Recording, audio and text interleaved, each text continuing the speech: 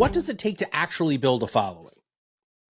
There are a lot of different ways to build a following, and that's probably the best way to look at it, is that there are opportunities on multiple fronts to create momentum with building your audience. So social media is really good. Once you've built an audience, it can help you. It can also help you build an audience if you're sharing content that's shareable, right? Can you engage people who aren't in and convince them by looking at your content that, hey, I like what this person has to share. It looks like it'll matter to me, and they're all about sharing, so I don't have to worry about them sending me a whole bunch of DMs asking me to do business with them as soon as we connect, stuff like that. So that's one way.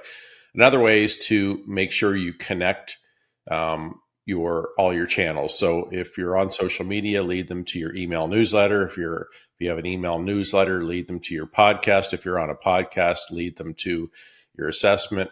If you have an assessment or a lead magnet like download, make sure they get them into your email newsletter, things like that. So there are lots of ways to do that. You can do paid media ads.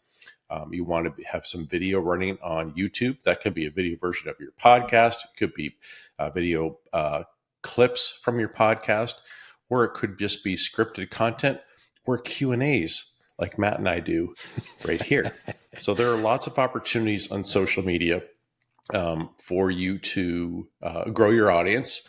And here's the really neat thing about social media is the rule of reciprocity. So if you are always doing good things and including other people, that is one of the best ways to spark or ignite the rule of reciprocity. People will share your stuff and be kind back to you. Not always, but it will happen. But you be the leader in setting other people up for success. Yesterday we had a post, and it was a perfect timing for me to promote a partner story prompt. There you go. I'll do it right here, which is asynchronous video. And it came up that somebody was doing asynchronous video in a weird way, and I got a chance to introduce them. So there are lots of really cool opportunities to do that in social media. For every post that you publish, comment on 3 to 5 other posts. So when you engage in other people's content, you're pumping them up, you're helping them grow, you're adding to the algorithmic success of their posts. So it's really just about being in there, doing good work, putting the effort in. And think what effort is. It doesn't need to be an hour or two. I hear people say all the time, you must be on there all day. It really looks like you are. Often, and not necessarily to me, but to people who are really prevalent on social media. And the thing is that they're probably there 4 times a day for 10 or 15 minutes. Mm-hmm. So they might only spend an hour a day, but they get so good at it and they know how to pick and choose what makes sense. They just go in and do it, and they don't hesitate. They're not perfectionists, right?